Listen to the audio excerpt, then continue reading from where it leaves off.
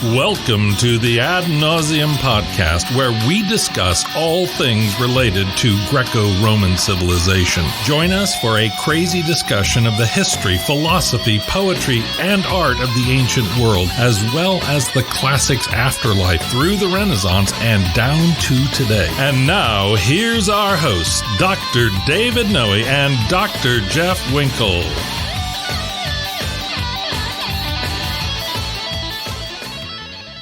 Welcome, listeners. I'm David Noe here with my co-host, Dr. Jeffwinkle. How are you today, Jeff? I am doing great, David. How are you? I'm real well, thanks. So we're glad you've all tuned in for the inaugural podcast of Ad Navseam. Why don't we share with our listeners, Jeff, what that title means and why we chose it? Well, we tossed around a few ideas, I think, but we settled on this, I think, for kind of two main reasons. I think, one, it's Latinate. Right. And that speaks to kind of the broader topics that we're going to be covering on this podcast. But it's also, it's lighter. It's kind of self-deprecating. That's right. Ad nauseam means like to the point of vomiting. Yes, right? So you've taken in all you can and you can't take in any more. Right, exactly. And then it comes out. I don't think I'm wrong in saying that when you see things written in Latin or when something in Latin shows up, say, in a movie, right. Often the intention is to kind of raise the seriousness level. Something in Latin immediately has kind of an aura of importance. Definitely. Right? In fact, pretty much not a week goes by that I don't receive some kind of communication from someone asking, it happened yesterday, how do I say this in Latin? Really?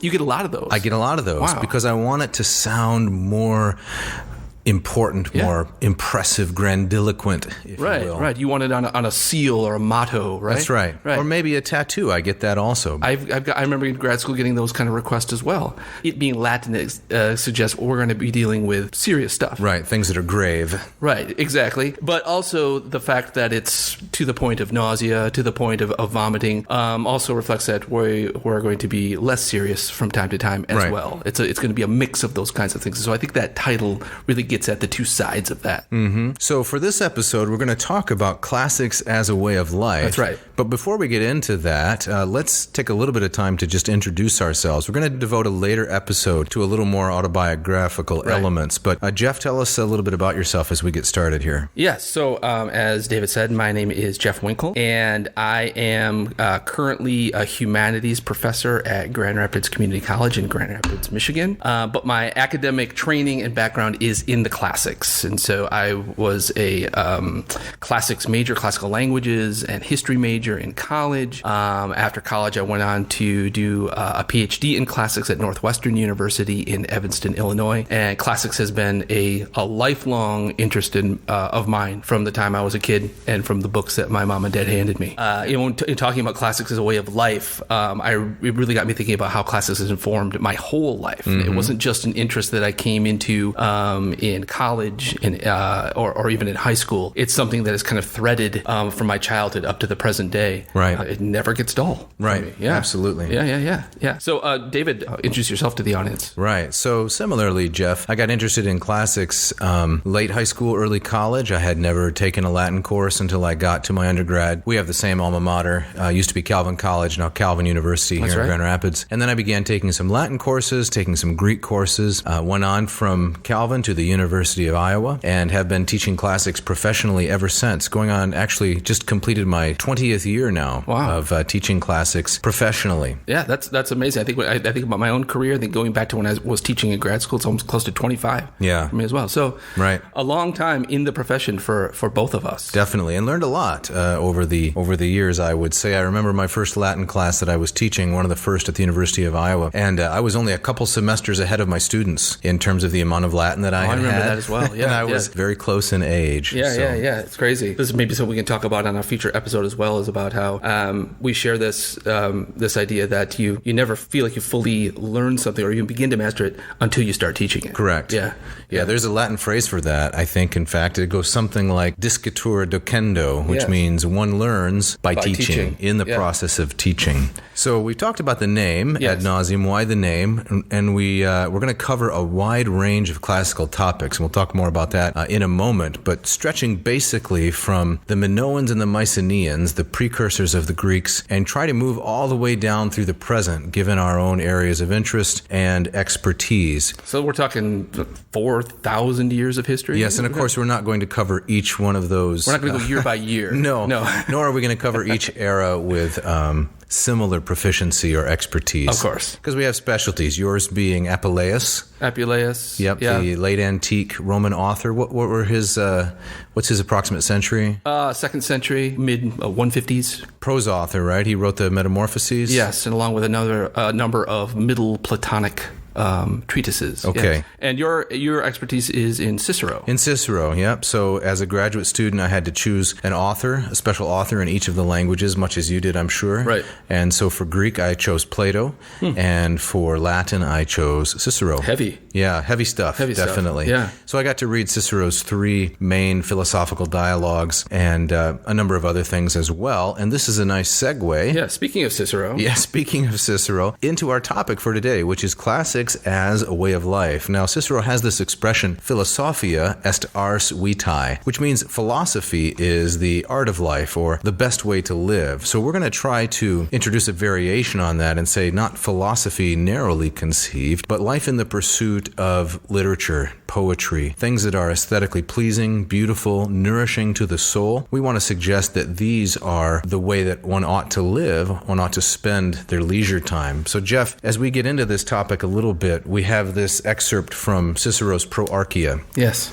Speech that he wrote in 62 BC. So the pro speeches are all in defense of someone. So Cicero wrote the pro speeches in defense, the in speeches like in Catilinam, the speeches where he was the prosecutor. But in the Proarchia, section 16, in defense of the poet, the Greek poet Aulus Licinius Archius, he has this to say. So I'm going to tee up a little Latin for us here. All right.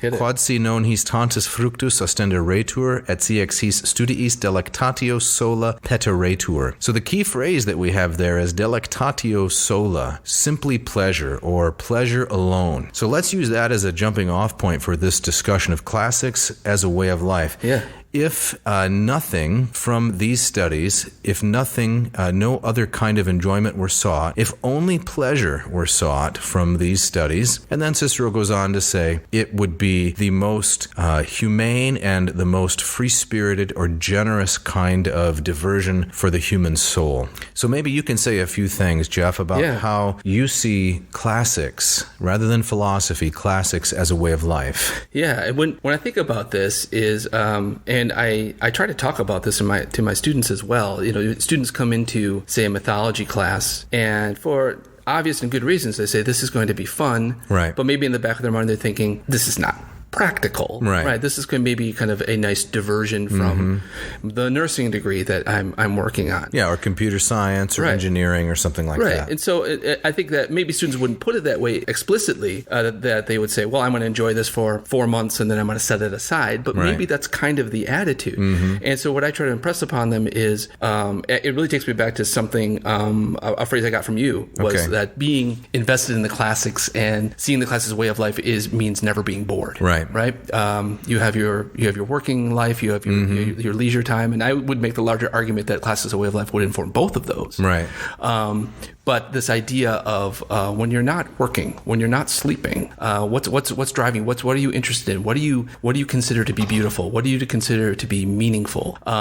That's where I find particularly kind of the classics really coming into kind of organizing and fleshing out and describing the things that I enjoy. Right. So, like for me, it was like in my introduction, I was talking about this going back to when I was a kid, and my gateway into the classics was mythology. And mythology, it's one of those things that, despite there's kind of a nerd quality to it. Yeah, and this was even before the days of Rick Riordan and those immensely popular Half-Blood Prince and all those novels that he wrote. Sure, right. But smack dab in the middle of Hollywood era, where mythology it's kind of come and gone in waves, but it's never fully gone away. No, right? So, I mean, those cheesy kind of sword and sandal Hercules movies. Yeah, and right? the Hercules Disney movie was after we were out of high school, but very, very popular. Very, very popular, right. And you have the old Spartacus movies, the sword and sandal, like you said, Ben-Hur and all of that.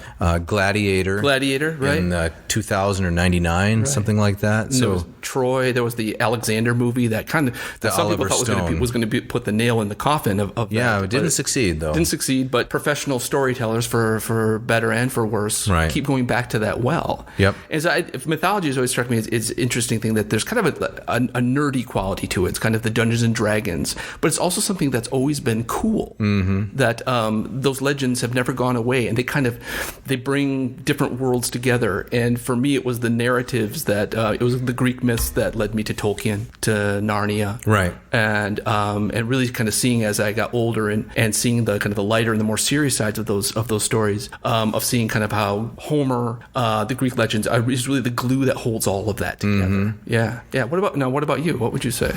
Well, it's similar for me, except I kind of went at it a different way, you might say, because I didn't really know about the existence of a lot of these stories. One of my earliest memories of studying the classics was actually a Sesame Street book. Oh, Sesame Street. And this was the adventures of Bert and Ernie, but I believe Bert was dressed as Penelope, and it was a retelling of the Odyssey with Bert dressed as Penelope. But of course, in my childhood ignorance, I didn't even know how to pronounce the word. I'm sure a lot of our listeners have had this experience. If they do a lot of reading, they are exposed to a lot of words that aren't pronounced in everyday speech. Sure. So I thought that the individual's name was Penelope. Right. I didn't know that she was called Penelope. Similar to when I was in graduate school and I was teaching, and I described some passage of literature as macabre, and one of my students actually corrected me and said, "Mr. Noe, I think that's pronounced macabre." And I said, "You've got to be kidding! What's that R doing in there? It's clearly macabre." Right. And so I failed that student, obviously. And this is compounded by the fact that even amongst people in the field, you'll find different pronunciations of Greek names. Telemachus, Telemachus. Yes, that's true. Right. Socrates. Yeah. And lots of different spellings as well. Exactly, right. But there's no excuse for macabre. That's just, that one's on me, as they say. Right, it's clearly haunted you all these years. It has haunted me, yeah. So I didn't really have much exposure to the classics early. And so this notion of developing classics as a way of life, this has come slowly over time. Yeah. Certainly I was enchanted very early with the notion of the life of the mind, right? I knew that even though I might have to make a living doing something that didn't involve intellectual work, I knew that the life of the mind was very enchanting to me. Yeah. I read a lot as a kid, whatever kind of literature I could find. A lot of it was not, especially high literature in any sense. I just didn't have that exposure. But as an undergraduate, then I began to be exposed to the works of Herodotus, Plato, obviously, Cicero, Virgil, and these things began to enchant my imagination. And I had a sense of homecoming. These were the stories. This was the sense of imaginative literature, the worlds that were created. Now, these things were enchanting to me. Nostos. Yes, a return. That's right. Yeah. So Jeff's making a reference here to the Nostoi. These were the individuals after the Trojan War who had to make their way home, and of course the most famous is Odysseus. So I had my own homecoming, you might say, to the world of classics. But even then on through grad school, I never had the impression, I guess we're getting into autobiography here a little bit, but it's unavoidable. I never had the impression that I could make a living teaching classics. I thought, well, I will pursue these interests as long as I can, and as long as I can do so affordably, but maybe I'll just end up, selling insurance or something. Not an ignoble profession, something that pays the bills, it's decent, it's worthwhile. I didn't think I could make classics a way of life. But even for those who don't teach classics professionally, there is, I would suggest, a tremendous amount of pleasure to be derived from the study of literature. Yeah, absolutely. And so you were saying how you talk to your students who are on their way to a career in nursing or engineering. You talk to them about how they're going to spend their free time. My students know I have a similar sort of approach. I always say, when you come home from your six-figure computer science job, when you come home from your engineering, your nursing, whatever it may be, chemistry job, how are you going to fill all of your free time? Right. And I suggest to them that although consuming pop culture, has value, and I do that myself, I, like the movies and the shows and the music and such, I would suggest that a diet of only those things is not going to help you engage, and here we might disagree a little bit, Jeff, is not going to help you engage deeply in some of the perennial questions. I think by and large, I think I'd agree with that. A line that I use in my classes, so I teach at a community college where, the vast majority of my students are very practically minded, right? They are not coming in by and large thinking, I want to, dive into the deep end of the life of the mind, right? And so I feel like I have to kind of amp up the way I sell these kinds of things. A line that I often use is that we live in such a visual culture. We live in such where movies, videos are at the fingertips of everybody, right, with a glowing brick in your pocket. Right. I say one of the real uses of kind of studying classics or mythological narrative and kind of understanding how story works is that it allows you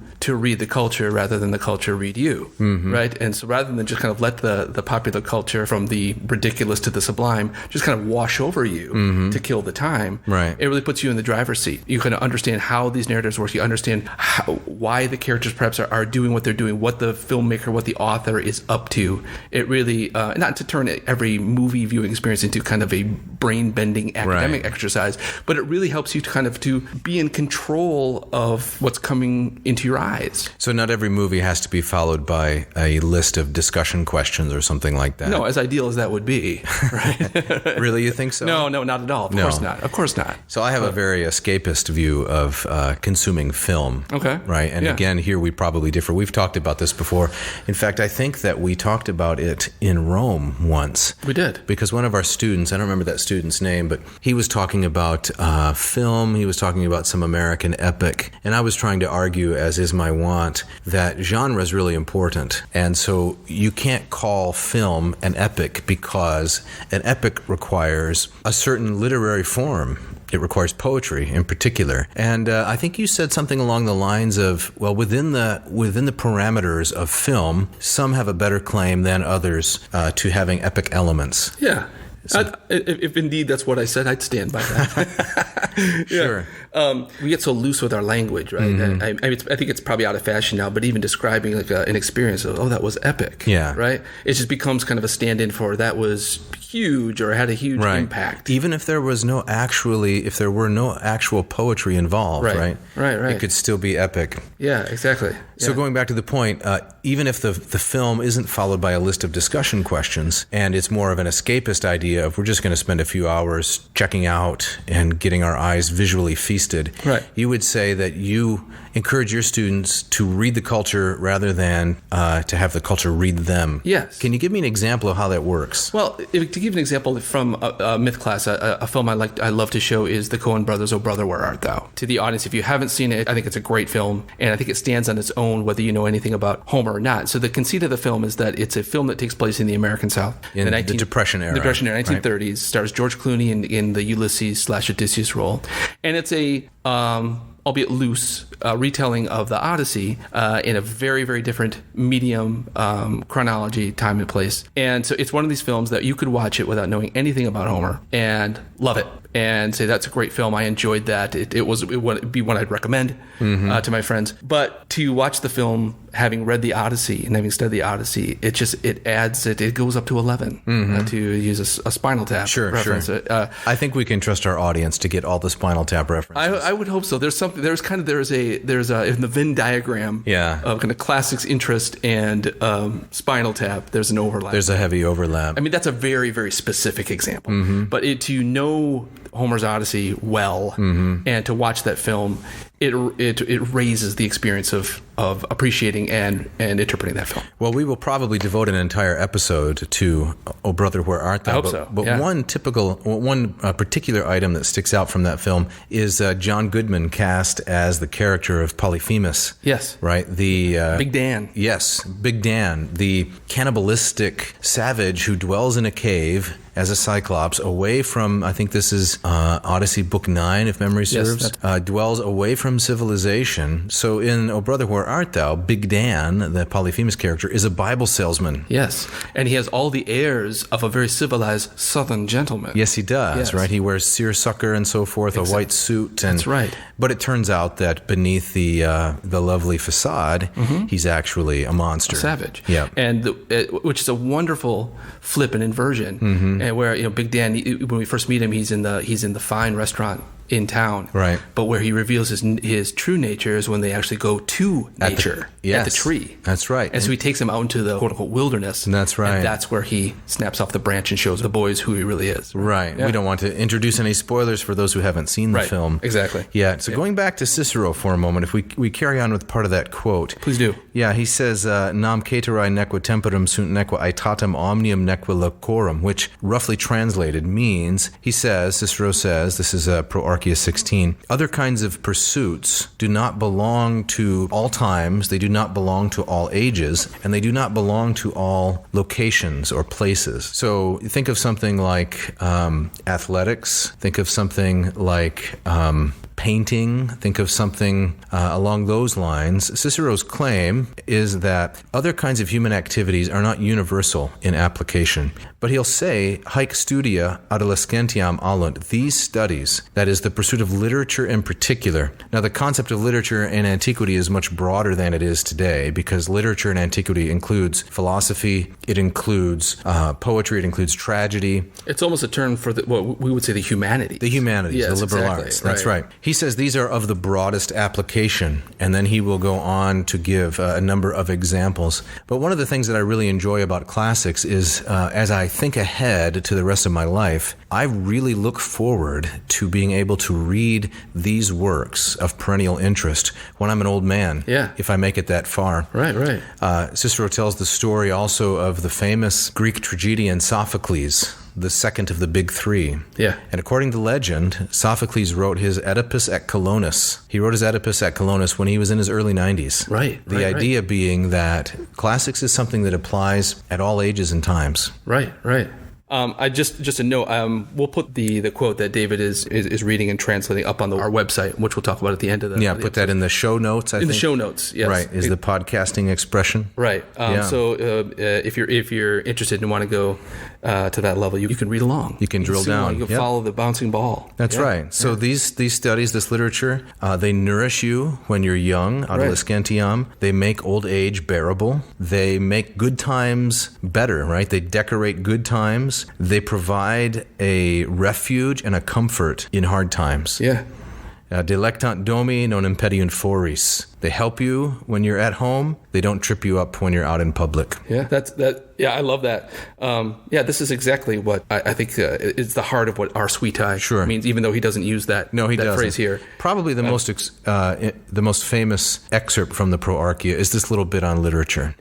Yeah, that's fabulous. The bit about these studies, they nourish your childhood and they delight your old age. I mean, that really makes me think. To take it back to myth, I think about the stories that I gravitated towards when I was a kid, like the stories of Heracles, Hercules, and Odysseus. Did you have a favorite?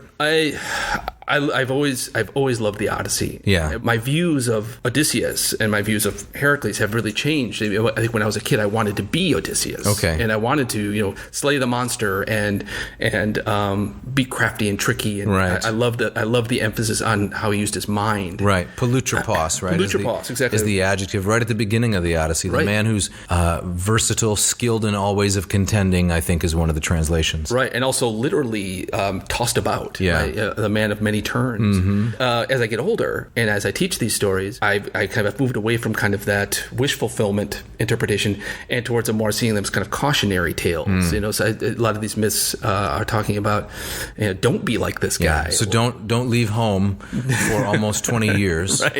Right. Don't abandon your wife and child. Right. Yeah. When you come back, right? Don't kill all the suitors. Well, we can get into. We should. I would love to do an episode on the Odyssey and maybe the end of the Odyssey, or even things like if Aeolus gives you a bag full of all the ill winds, right? Maybe tell your crew about it. Yeah. Maybe mention what's in this bag and say, hey guys, don't open this. And so as I get older, I see less, Odysseus less as kind of a Saturday morning cartoon, cardboard cutout hero, and much more kind of a very complex and maddening human being. Right. And so I think that the story of Odysseus can thrill a 6-year-old kid. Yeah. But can also call an old man to think about what does it mean to be human. Of course, because great art has the broadest appeal. Exactly. Right? Right. Great art appeals to the broadest cross-section of humanity. Absolutely. Yeah. So this is reflective maybe of the ancient concept that the Iliad was written by Homer, whether he's the author or not, but the Iliad is written by Homer as a young man, so it's filled with passion. And the Odyssey was written by Homer as a middle-aged or even old man, so it's primarily about character. Interesting, yes. The amazing lessons that I learned from one of my grad school professors, Dr. Jack Holtzmark, was that the Odyssey features weeping and eating every 20 lines or so. That's right. Every 20 lines, someone is crying or they're eating. When you first see Odysseus in real time in that epic, he's crying on the beach. That's right. Yeah. As a captive of Calypso. Yes. So it's a very domestic epic. So like you said, it has that Saturday morning cartoon swashbuckling element to it. At least in books 9 through 12. Absolutely. Right? Most often excerpted. These thrill children, but even as you age, you find something really incredible about it, because Odysseus is the captive of a number of beautiful women, Calypso, Circe. And yet he says, yeah, you are an immortal goddess, he says to Calypso, and you're more beautiful than my wife. He says, but I'm going home. Yeah. Because that's where I belong, and that's where I want to be. I want to see Telemachus, I want to see my son, and I want to see Penelope, my wife. That's right. Yeah. An episode on Penelope would be definitely in order, right? Yes. Amazing character. Certainly Odysseus' match in cleverness, strength of character. We'll have to get into some of the things that Werner Jaeger says about that in his work, Paideia, about Greek culture. He has some really interesting, controversial things to say about how Homer characterizes the heroic man, the man who has arete, as opposed to the heroic woman. What makes the arete of a woman? Yeah. Well, as we wrap this up, Jeff, let's talk a little bit about where we're headed next. Sure. What are some of the topics that we're going to be covering in the future? I think if I can speak selfishly, I would love to do topics that are in line with my own interest in research right now. Ancient religion, an episode on the mystery cults, Eleusis, ancient prose, narratives, folklore, urban legends. Yeah, can you discuss? I know we're going to have an episode on bridginess, right? Yes. Which is one of your specialties. Yes. This concept I'm feeling a little bridgy right now. This concept of Gefurismos. Gefurismos, right. Yeah, the Greeks had a special term for the way that you feel or behave. Kind of in the in-between. When you're at a bridge. At a bridge. Where you're crossing from one point to the next. Exactly. So a bridge is both, it's neither side A or B of the river. It's both and it's neither. And so it's unbounded. And the Greeks weren't the only one. You find this kind of uncanniness around the globe in kind of traditional ways of kind of organizing and thinking about space. Right. I find that endlessly fascinating. Yeah. And so, we'll be talking about bridginess. Right. Yeah. And as well as, you want to say a brief word about the Mithraeum that we visited there at Ostia Antica? Sure. Maybe some of our listeners have had the opportunity to travel to Italy and to visit the ancient port of Ostia. Ostia, right. So it doesn't get the press that Pompeii gets, but it's nearly equally as fascinating.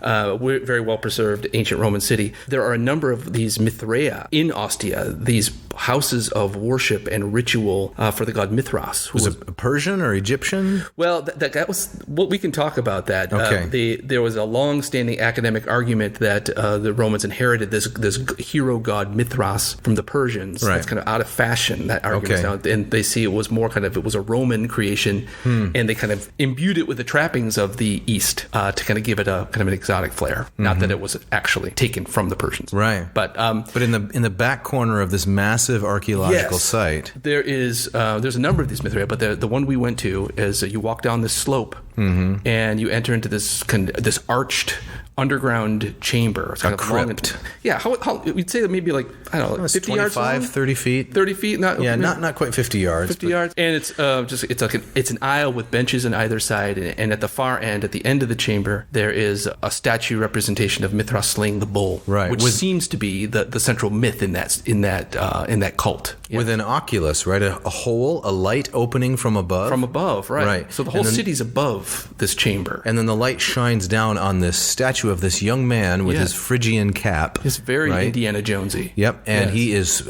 driving a knife into the neck of this bull. Right.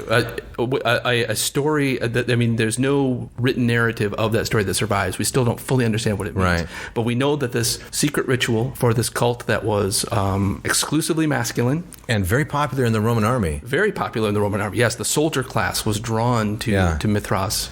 Walter Burkert, the famous scholar of ancient religion, is credited with a phrase, if the Roman Empire had not become Christian, it would have become Mithraic, which is ridiculous because of that, you're still talking about half the population. But he's captured something significant about the popularity, right? Exactly. And I think that was kind of the purpose of the hyperbole of that. Right. And so it was extremely popular in the first 3 centuries of this era. And so, yes, we, I believe this was about 4 years ago, 5 years ago. Yeah, I think it was 2016. Yep, January of 16. David and I were there with a large group of students, close to 40 students. Close to 40. And we marched up and over the hill. It wasn't part of the kind of the guided. No, because most tourists, God bless them, not especially interested in that particular element of Roman culture. Which I don't understand, but such it is. Yeah. Right. So we went down into there. We kind of packed the whole group onto those benches. I think we had a student who was. Did a student give a presentation? Report. Yes. Yeah. If that student's listening, we don't remember your name. Sorry. Exactly.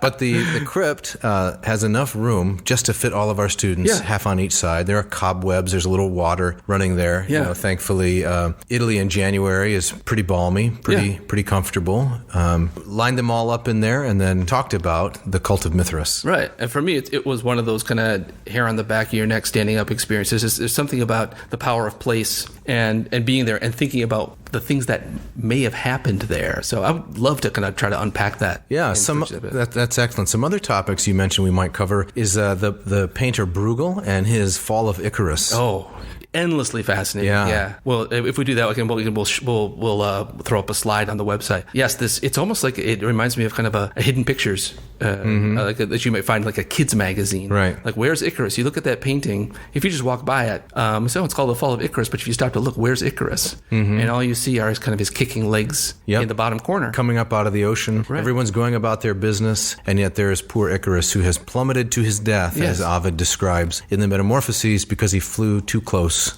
to the sun. But at a glance, it would seem that painting has nothing to do with Icarus, but it starts fascinating once you start peeling the layers. I forget the date of that painting. I want to say 17th century. It's Dutch master, if I'm not mistaken. 1600s. But exploring kind of what is Bruegel doing with the myth, and why is he taking Icarus off center stage? Right. Yeah. And we're going to talk about Aristophanes. Oh, yes. The great Greek comedian. Of whom both of us are big fans. Big fans. Yes. Aristophanes and how he relates to the Marx Brothers. Yes. So Aristophanes, as the scholar H.J. Rose says, is the ancient author who is at the same time the most scandalous or dirty. A lot of his jokes are vituperative jokes, making fun of people, scatological jokes. That means bathroom humor. Yes. You can't really get through Aristophanes without being exposed to a lot of, I don't know, pretty scandalous language. He would be immediately canceled. Definitely. Definitely. And at the same time, Rose says he is the greatest advocate of traditional morality. Yes. So Aristophanes was an arch conservative in Athenian culture. He had no time for democracy. He had no time for those who didn't have property. He'd be canceled for those things as well. That's right. And yet the really fascinating thing about Aristophanes, I would say, agree with him or not, is that he combines these two elements. Very lowbrow humor